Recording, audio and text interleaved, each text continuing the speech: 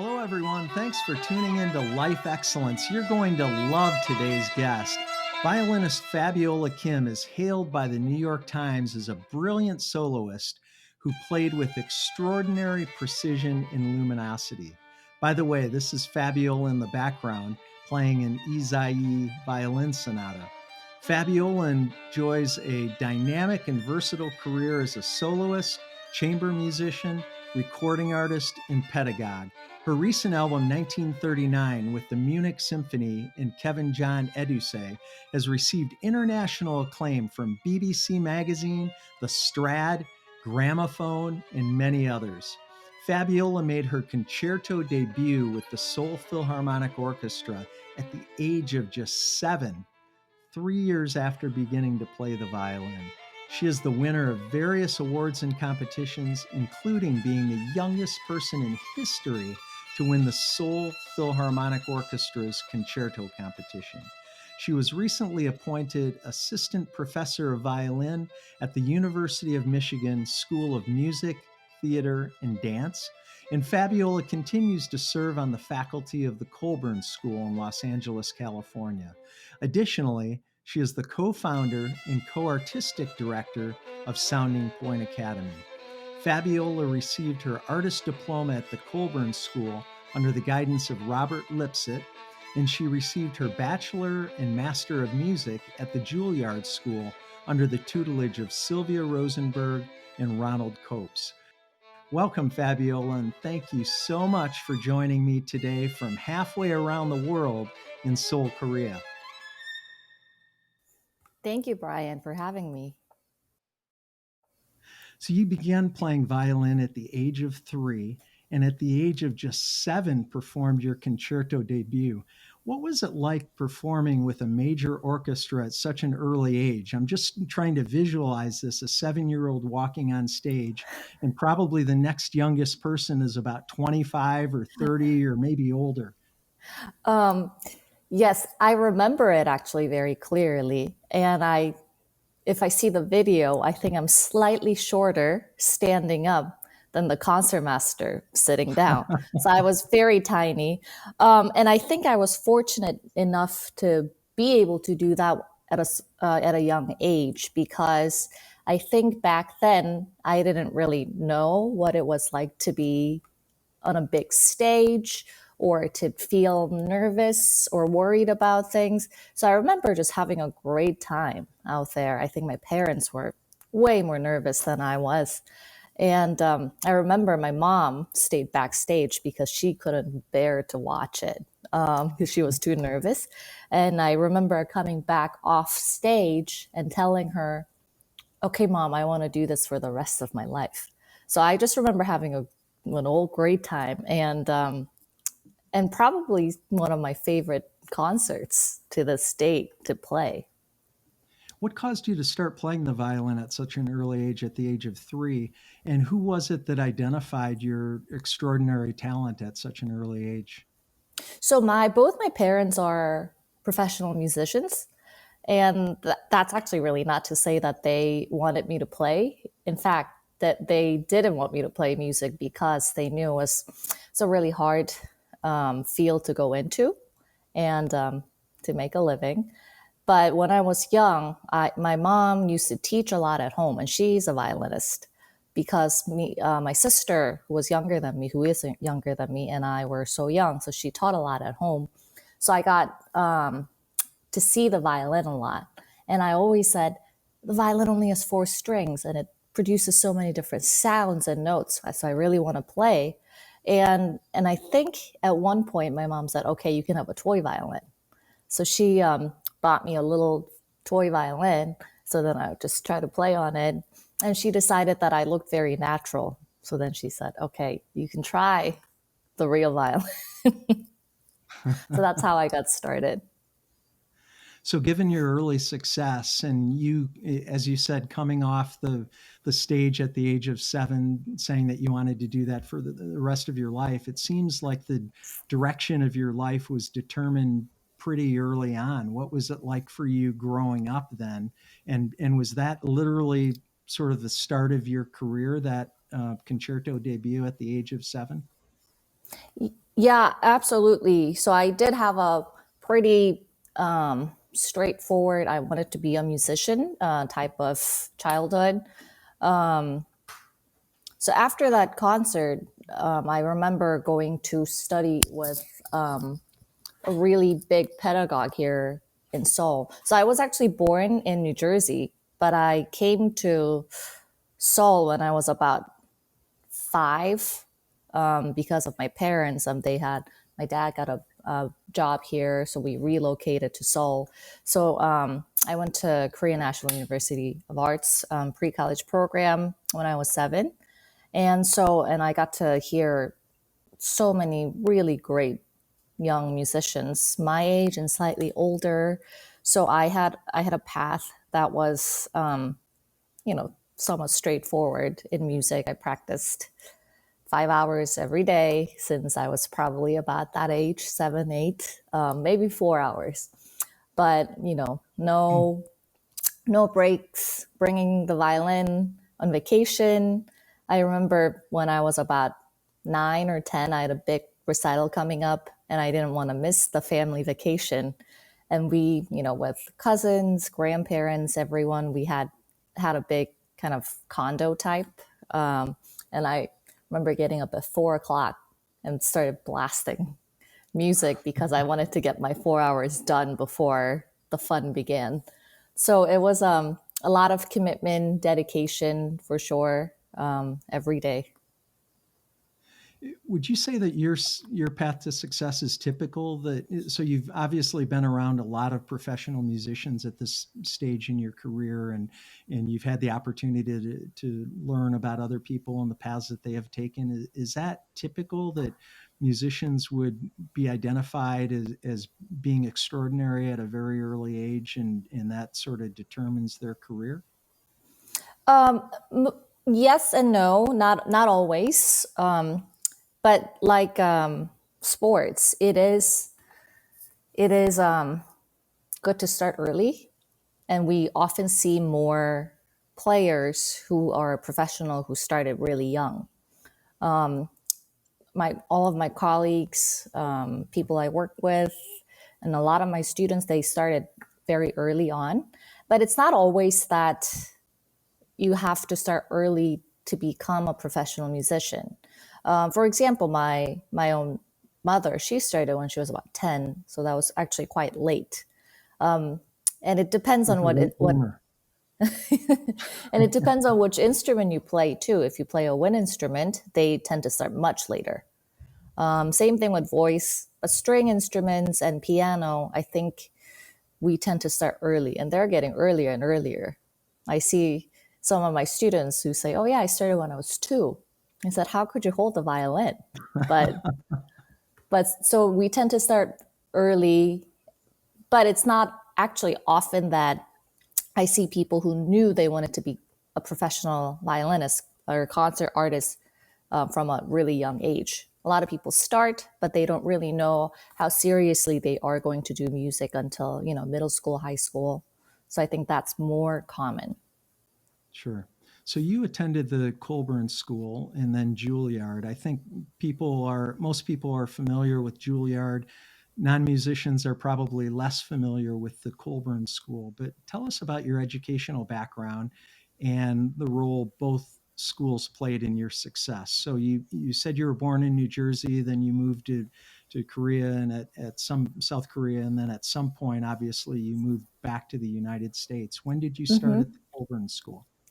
So I actually started at Juilliard first. So Oh, okay. I was back in New York by the time I was 13.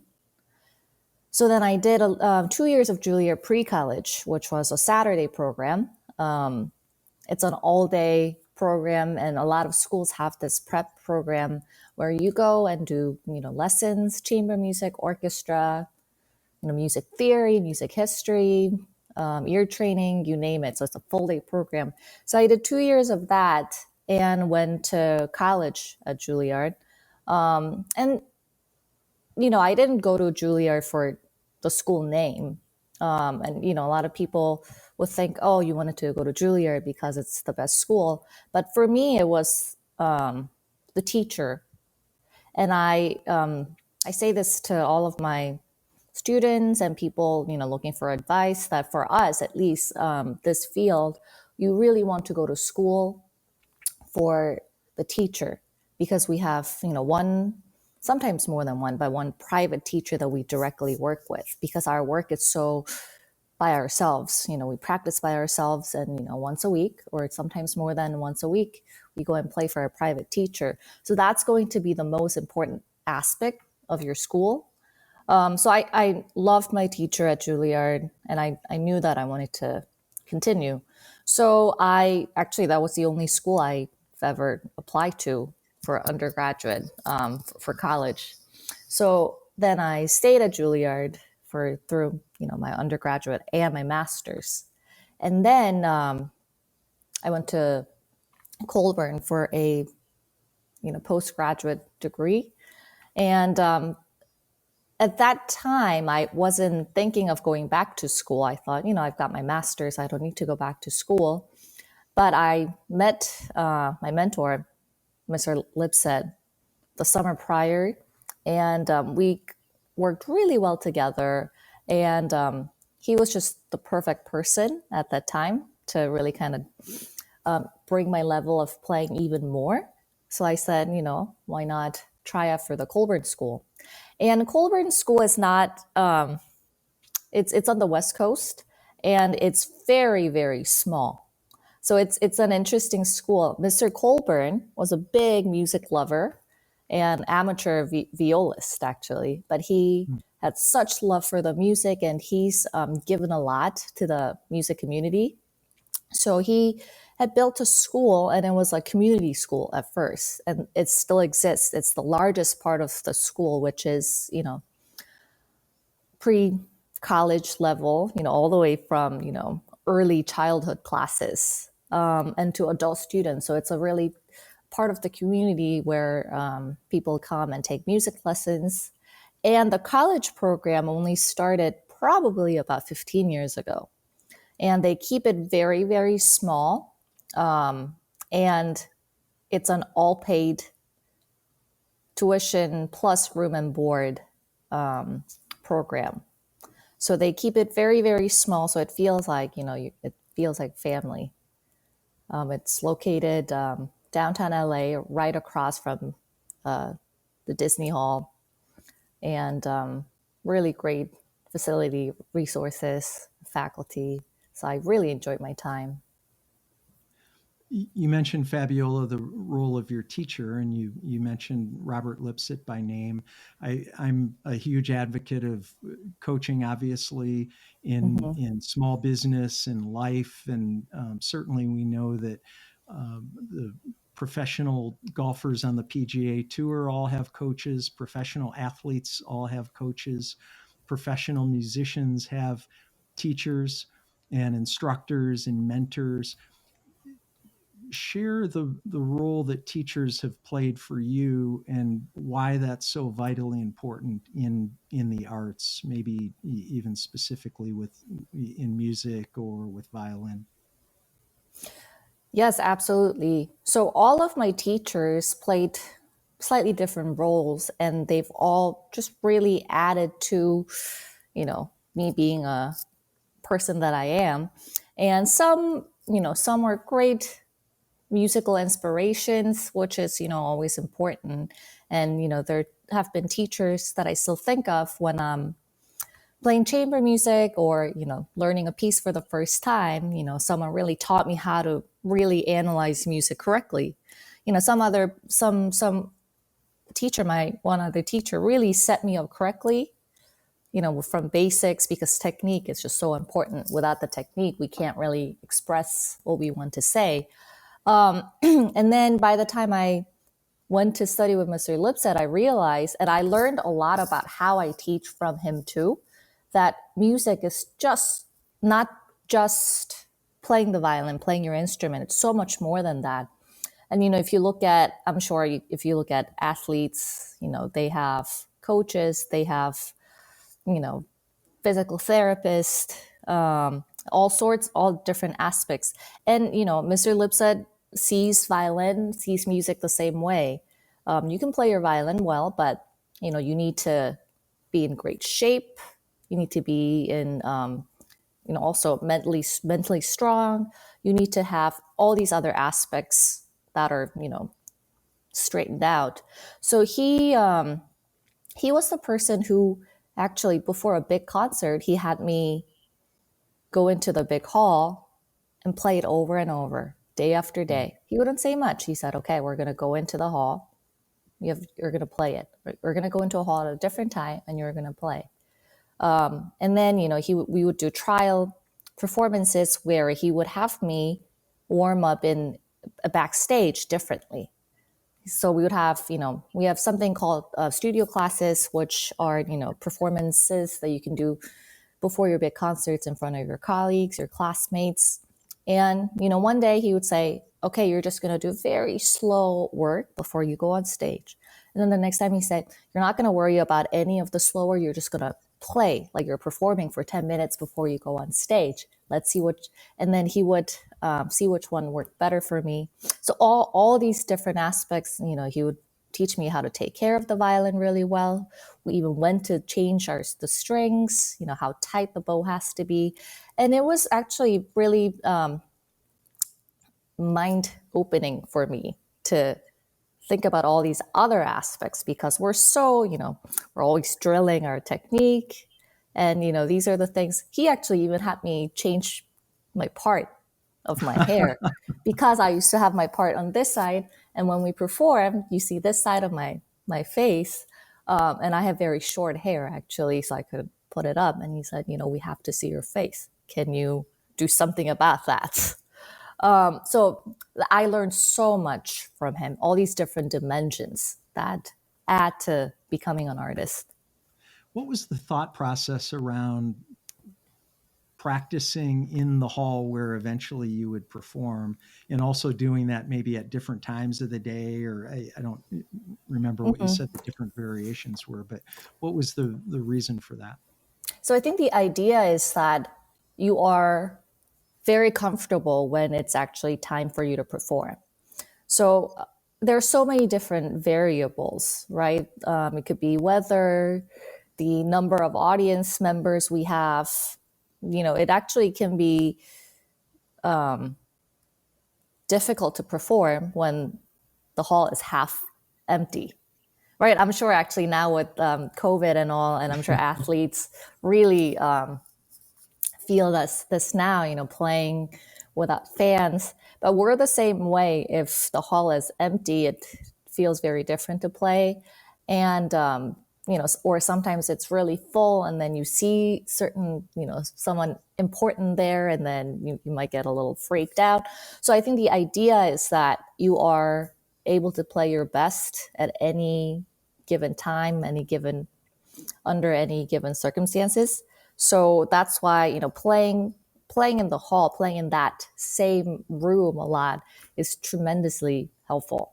And doing it at a different time, when you feel slightly different, you always know how to bring it to a certain level after a while. And you do it so much, by the time it's the concert, you go out there and then you feel so, I just remember the first big concert that I had with him. I had never felt more comfortable. And I performed a lot growing up. So I was never a very, very nervous performer. Not to say that's a negative thing. Sometimes I wish I was more nervous because sometimes I wouldn't be as focused. But I just felt very focused, very ready, and just very calm and just ready to go. So that's when I realized, wow, I really do have to think about all these other things. It's a little embarrassing to admit this, but I grew up playing musical instruments. And so that's actually where the similarity between you and me ends. I started playing the French horn and played the saxophone a little bit. And one summer I even took the oboe home. I always loved the sound of the oboe. And so I taught myself how to play a little bit. But it is for as long as I played, I never thought of playing vocationally. I just wasn't that good, let alone rising to the level that you have. Fabiola, you have the opportunity to work with students, college students at the University of Michigan, younger students at the Colburn School. What are the qualities, skills, and habits required to evolve from simply playing in the band like I did to becoming a world-class musician? Is it talent? Obviously your parents identified a level of talent at a very early age. So is that the biggest component, or is there a work ethic that's part of it? Tell us more about that. I would say talent is definitely important. And some people are, I've noticed that, especially with young students, some students have really, really good ears, which I think is very important because as long as you can hear really well, you can develop very quickly. So I always kind of try to test out their ears. But I have to say, it's definitely more than that. And I'm sure, listeners here or, whoever hears that all the time, it takes more than just talent. And I can't express enough how true that is because there are just so much talent everywhere. Just really a lot of great talent. And I think part of that is because now, and I have a lot of admiration for those teachers who train young, really, really young students who first start out, your Suzuki teachers. I have just such respect for them because they're the ones, even school teachers, they're the ones who really start you off. And that takes just a different kind of skill set, I think, altogether. So, but now there are so many good teachers with great training who are, doing that for really, really young kids who are just starting out. So just the general level of playing is going up and up and up all the time. So I would say dedication, focus, work ethic, they are all even more important than your talent because that's who is going to be successful. And classical music, we have a kind of a very narrow audience, unfortunately. And there are so many great artists who are going above and beyond to try to attract more audience. And I think we are doing actually really well. But it's really hard to get a job. For example, there's only so many symphonies, orchestras, and right now, probably if you were to look at a violin opening for a job, there may be about 7, 8 openings, and that's a lot. Oh, wow. And hundreds of people audition for In those spots in the country or in the world? in the country, Okay. I'd say, and hundreds of violinists apply to get those spots. So, I mean, unless you keep yourself really in shape playing wise, and just always practicing, doing all of your drills, and just putting in the hours, I think that is going to make the difference in the end. You mentioned practice, and you had mentioned that earlier, and I want to talk about that. What does that look like? What format does practice take? Both, say, when you were a student and growing up, and then what does that look like as a professional musician? That's a good question. When I was younger, of course, I had much more time to practice. So I really took advantage of that. I would practice, and I was also a little bit, I did it a little bit more than I think a lot of people do, but I practiced a lot of my technique and basics. If I practice, let's say, 5 hours, I dedicated 2 hours to practicing all my basics, my etudes, my scales. And I think it was good that I did practice a lot because I got to learn a lot of the repertoire that I still play now. So that was important for me to, keep increasing my, or, developing my technique and then learning a lot of the repertoire. Now that I don't have as much time to practice, I do like a condensed version of it, but I am able to, that's one thing that I've learned over the past years is to practice really, really efficiently. So I actually tell all of my students to be as lazy as possible because you want to practice in a matter that you can do the least amount of practicing and still get the most done. So I said, no one actually likes to practice. So why don't we all be really, really lazy and smart so that we do the least we can to get the result? Because it's, I don't play sports. I didn't have time growing up. I actually recently got into golf and I'm terrible, but I love it. But I talk about it with my students a lot because I said, well, let's say you're playing basketball and you're, practicing your free throws or whatnot. And every time you practice it, you're always aiming way right to the basket. Do you think you're going to get it in at the game? And they say no. And it's the same thing. Why are you just doing your shifts and it's out of tune and you just do it over and over kind of mindlessly?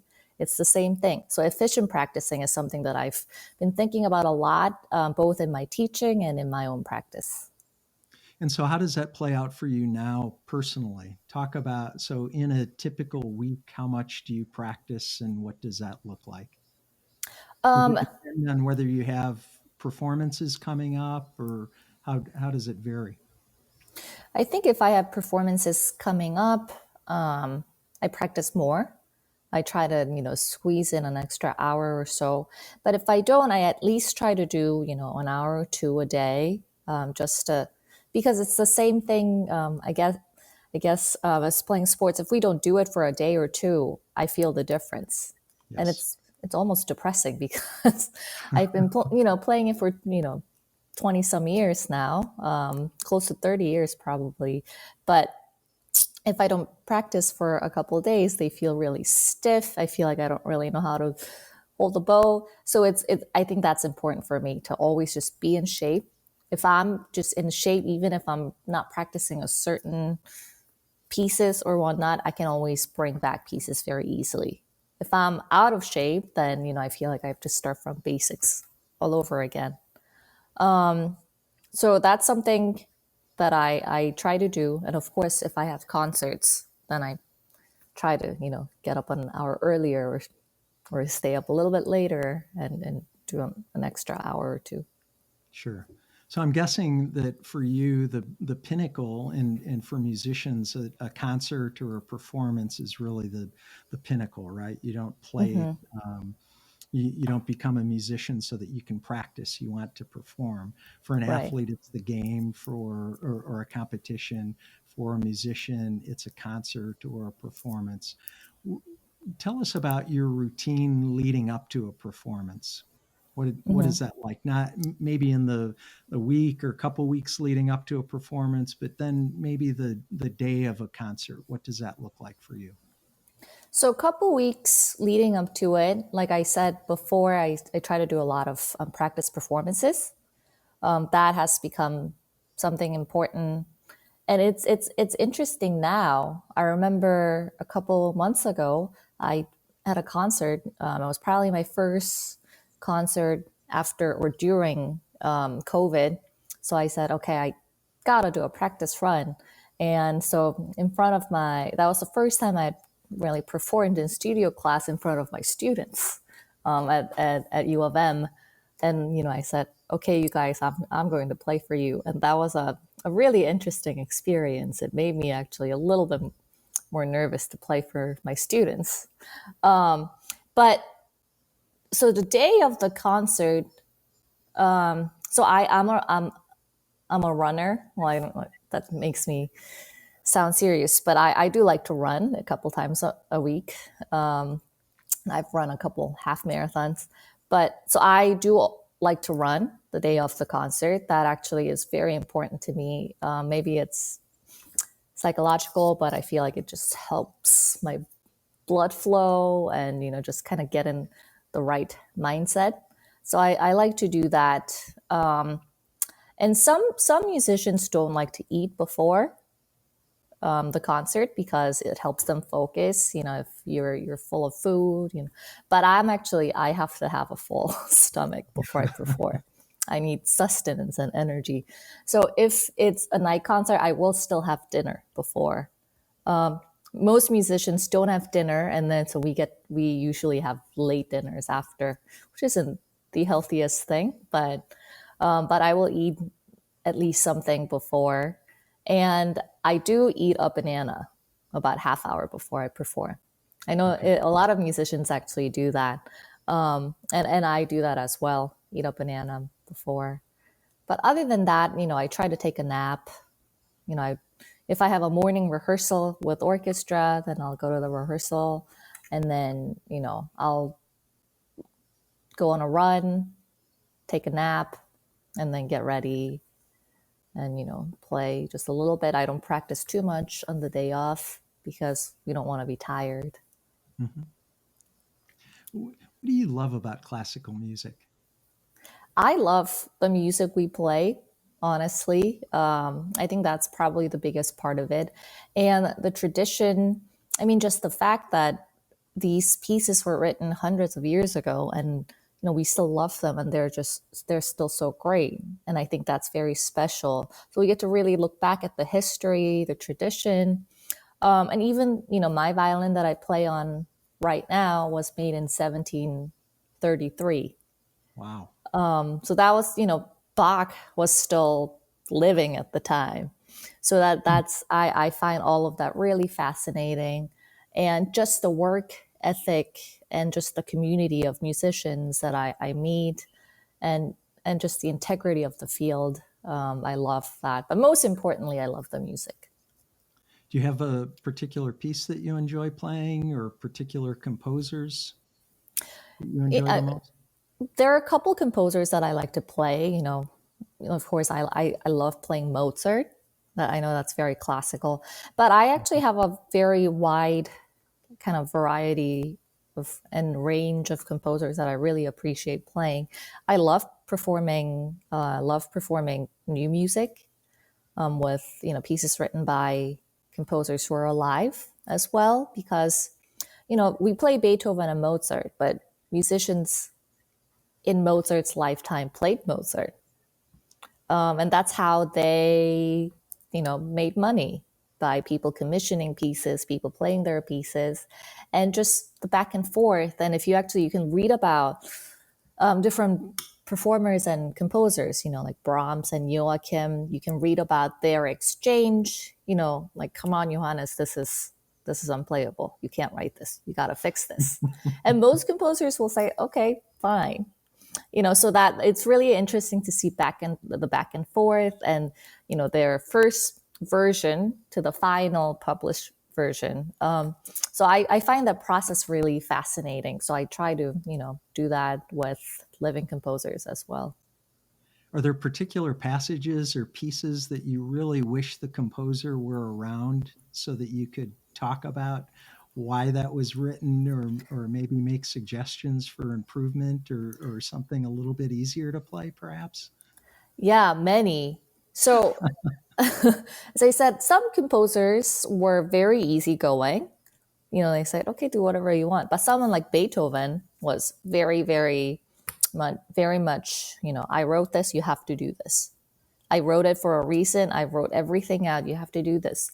And so there are, passages where, the bowing is just too long, or, you're really high up on the G string, which is just a terrible register for the violin, and it makes much more sense, on a different string. So there are things like that. I just wish I could ask them. Do you compose music at all, Fabiola? I don't. I wish I did. and there are many, many talented players who perform their own music. But I'll say I sometimes write my own cadenzas, which are like little bits, usually at the end of a concerto, where the orchestra stops, and then I kind of play by myself. And some concertos, the composers wrote the cadenzas, but some didn't. Some, for something like a Mozart concerto, I will play my own cadenza, since it's just minute and a half of music or so. Sure. So that's really improvisation, something that in jazz they would call improvisation, where you Right, have a chance to play a little bit. right. We we write most of those out, but that was it. That was the idea of a cadenza, Mhm. traditionally. Do you enjoy other musical genres? Do you play other music besides classical, or what do you enjoy listening to when you're not playing? I have an appreciation for actually really all genres of music. I have to say, though, I don't listen to a lot of music because not only do I play a lot of music, and I have 20 some students, so all day I am listening to music. So actually, when I come home, I don't tend to listen to music. So I don't actively listen to a lot of different music. But that's not to say that all classical musicians are like that. I have some friends who play, like bluegrass music, jazz, and they're just fabulous at them too. So I think everyone's slightly different. For me, I'd happily go to a different concert or jazz concert, or, if someone's playing some music in the background, or if I go to a wedding and there's a band playing, I really appreciate and enjoy it, but I don't actively listen to a lot of music. Do you play other music besides classical, even for fun? No, I wish I did, Mm. though. That's actually like something like improvising is a skill set that a lot of classical musicians don't have, because we're so taught to play exactly what's written. And I think it's a skill. So nowadays, actually, some schools would offer courses on that. So if I were to go back to school, I would like to, and maybe I know I still can, explore a little bit more in different directions. But it's not a different genres. But I've been playing a little bit of, or trying to learn a little bit of like Baroque violin, which is slightly different. Just get into different styles of classical music to start with, and we'll see. You mentioned your instrument, and to me, that's one of the most interesting facets of classical music is the age of the stringed instruments. And I think you said that your principal instrument was made in 1737, was it? How would you 33. describe 1733? That's amazing to me. How would you describe your relationship with your instrument, and what is it that makes that violin so extraordinary? Many things, actually. It's really interesting. The world has changed so much. The violin, but the violin hasn't changed all that much. Of course, the setup is slightly different. This violin in 1733 had a slightly different setup.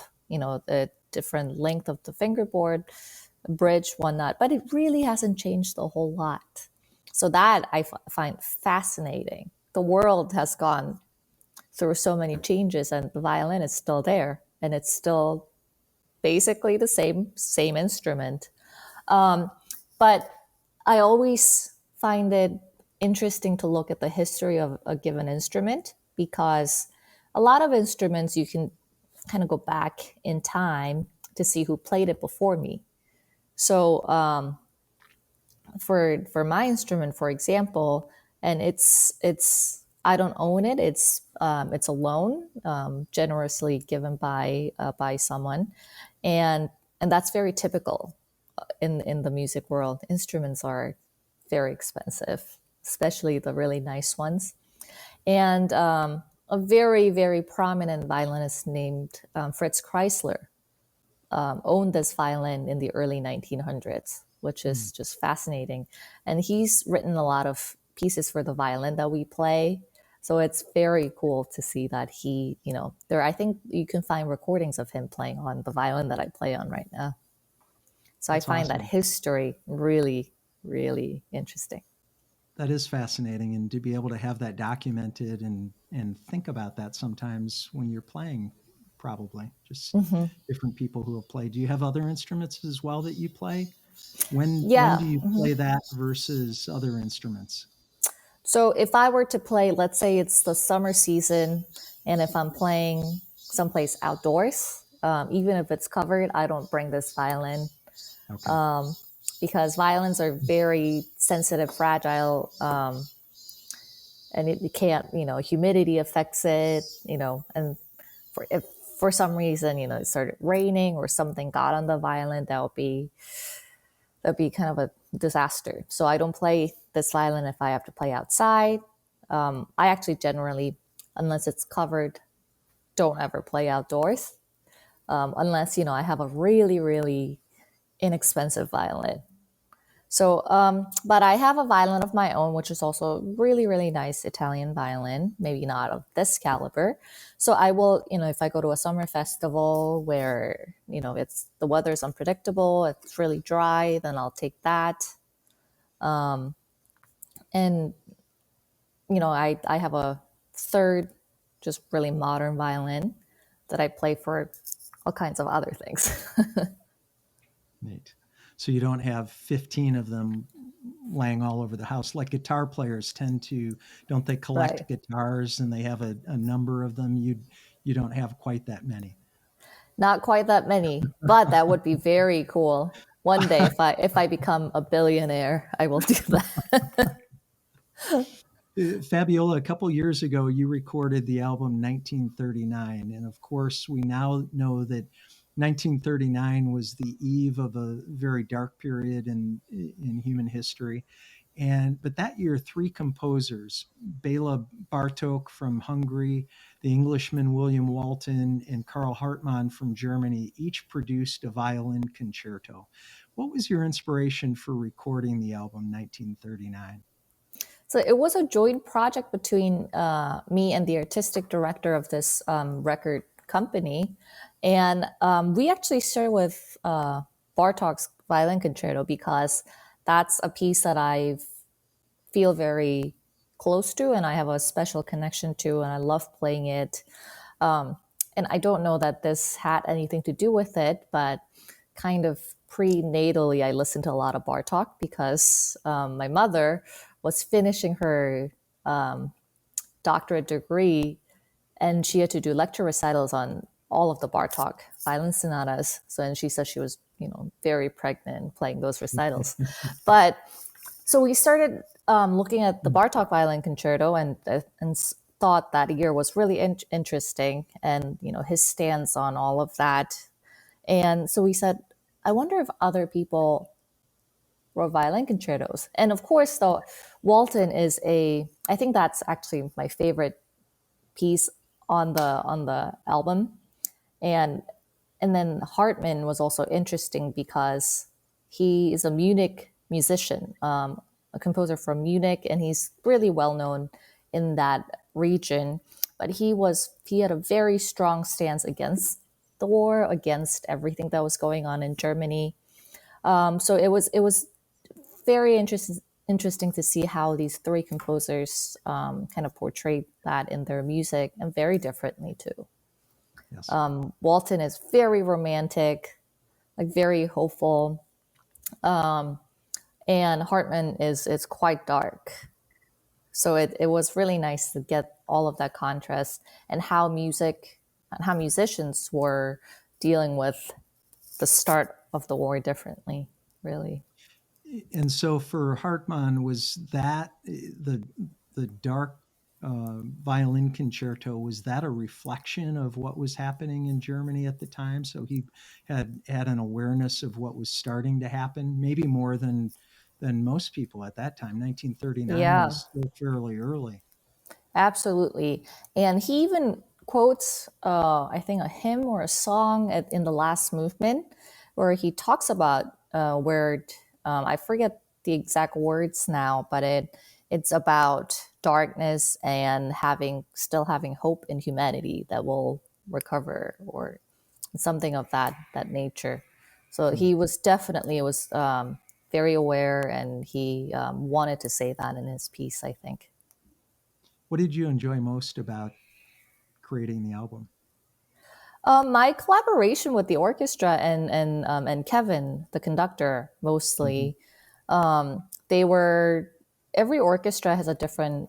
You have a different relationship with and connection with each orchestra, and we just happen to get along really well. Everyone, we're thinking hours of recording, right? And especially if you're one violinist in a section of 10, your concentration may not be the same, but every single person was so attentive from, the first minute till the last minute. We became, quite friendly. Everyone was always excited to be there. And Kevin and I were real partners in that sense. Sometimes, a conductor says, well, I'm the conductor, I want it like this.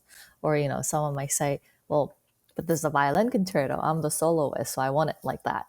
But with Kevin, we had a real partnership. So that actual music making was definitely my favorite part. I was going to ask you what that's like. You fly halfway around the world. You've performed with so many different orchestras, many different conductors. You talked about some of the nuances of that, the different personalities of the conductors, probably the different personalities that you're dealing with, the principal players in the orchestra. What is that like? And I just and what does that look like? So let's say you fly to Munich and you land at the airport in Munich and you're playing in a couple days with the Munich Symphony Orchestra. How do you just walk on the stage and start playing and everybody's rehearsed separately, or what does that look like? How do you prepare for a concert like that? Most often you meet with the conductor right before, the first rehearsal, and you go over some of the tempo markings. I like to do this a little bit faster than the tempo marking. I like to take this a little bit slow, and we talk about a couple things. And sometimes a conductor might suggest, oh, but the oboes play here, and that's a really, really low register. Let's see if we can keep this moving. So then we usually, with a big professional orchestra, you would do one rehearsal the day before the concert. And depending on the pieces, if you're playing a piece that's really unknown, then you may have two. And then where you work on all the details. And then the day of the concert, you would get a dress rehearsal, either the morning or the afternoon, where it's mostly just kind of a run through. And if there are spots that you have to fix, then you fix. So the process of rehearsing with an orchestra is quite quick, which is why sometimes you get to play with like a youth orchestra or like a school orchestra where they will give you 3-4 rehearsals. And those are awesome, especially if it's a new piece. So I cherish those moments as well. And I And would like to try out pieces I don't know as well, so that I get yeah, that rehearsal time. and you mentioned earlier in the show that you don't typically get nervous for performances. So even in that situation where it's a new orchestra, a new conductor, you've rehearsed one time, and now you step onto the stage before a full house, you don't have anxiety around that. You feel that much at home in that setting that the spotlight goes on and you just shine. I will say That though sounds I terrifying to me. I will say though, now I actually get a little bit more nervous than I used to.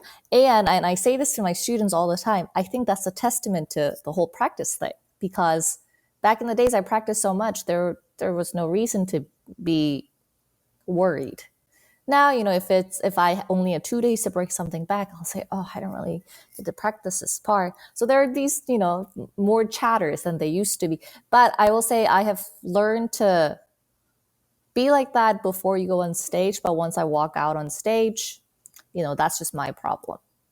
Well, the audience members, they didn't pay money to see me worry about a shift that they're not going to care about.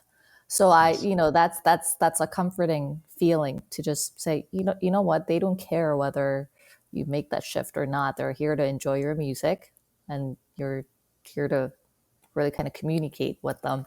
So even if I'm a little bit anxious or nervous backstage, that usually goes away when I start playing.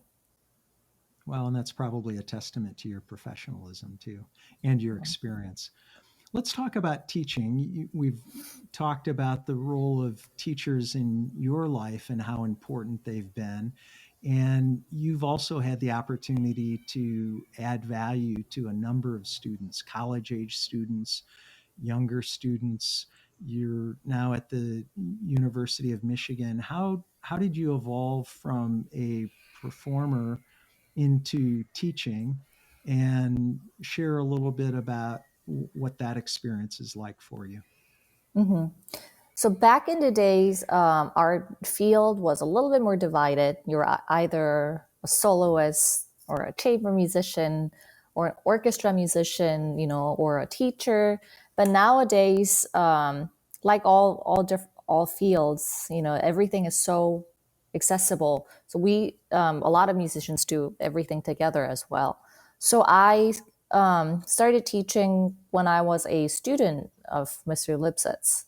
He said he actually had me teach someone in front of him. And he said, you're really actually good at this. Do you have any interest? And I said, like I said, my parents are musicians, and my dad is definitely a big educator. And so I was always interested in teaching. And I had a lot of great teachers. So I said, yeah, I actually really enjoy doing it. So I was his teaching assistant for a couple of years, which, I mean, those years were so valuable. I actually, just sat in lessons with him a lot. A couple hours a week, I just sat in his studio while he was teaching. And those were just so valuable, firsthand experience. And I would ask him questions. And so that's how I got started. And I had an easy start. His students are so excellent. I started by teaching his students. So I had it very easy. And I just really developed the love for and dedication for developing talent. Because raw talent is one thing, but with the right guidance, they really can transform into something special. And I enjoy the process a lot. So now I teach, college students too, and I'm still quite young. I'm the youngest faculty at U of M in my department, but I am just so fortunate to have had those experiences, being Mr. Lipset's assistant and just having had such great teachers myself. So I feel like I enjoy giving that back to the future generation. And it's actually been helping my playing a lot too, the teaching, because I get to look at things from a different angle. So it's been beneficial to my playing as well. Is one more rewarding than the other, playing versus teaching? Um, you get more instant gratification from performing, but from a student, developing a relationship with students and just kind of seeing where they end up going, that's a really lasting feeling, reward. So I wouldn't say one over the other. I think I'm happy to have both. It's wonderful to be able to have that impact on musicians, isn't it? Absolutely. Yes. Fabiola, the New York Times wrote that you are a brilliant soloist and that you play with extraordinary precision and luminosity. What do you love about being a violinist? I actually love communicating. I've said this before, but I love actually this is why I love live performances. I guess performing is really what I love about violinists. And even in my teaching, I'm helping my students perform for the audience. And there's nothing like, sometimes I'm performing and I actually look at the audience. And of course we're taught, don't stare at the audience when you're performing because you don't want someone, performing like this. But I look at them and how they react. That just gives me such energy and a feeling that you don't get from anything else that I do. So that's what I love most about performing. And I just love the instrument violin. Actually, I wouldn't say the violin is my favorite instrument ever. I would probably say the cello is my favorite instrument. But I feel that the violin is my instrument, that it's my voice. And, that's how I portray my voice. So violin is my instrument, even though, sometimes I enjoy listening to cello more. And it just has such different temperament qualities, wide variety of colors and sounds. I don't know if you recall, that's why I was initially attracted to the violin as a young person. And I said, it just creates so many different sounds. And, my dad was a pianist and I wasn't at all interested in playing the piano. So I think I definitely had a special attraction to the instrument. Well, I think that you were probably attracted to the violin in your mother's womb as you were Probably. listening to Bartok. So I really believe there's probably more to that than Right. the fact that you started playing the violin rather than that leading you to playing 1939, although maybe there's a connection to both of them. What do you Right. hope people feel when they hear you play? And what do you hope people say when they leave the performance? What I hope that people hear is not my playing. I don't want them leaving the concert thinking that I played really well. I want them to leave the concert wanting to hear that music again. We are really the messengers of the composers, I think. And that's what's so unique about this, is that all of us have a different take. And it's not about playing perfectly, though that's really important too, because then, why not have one recording of Heifetz playing it and that's all you need? But everyone has such a unique take on it. And I want people to hear that. I want people to enjoy the music, feel something, rather than people to think, wow, she's playing that really well. Look at her thirds there, or she's playing. So I don't want to be really the main focus.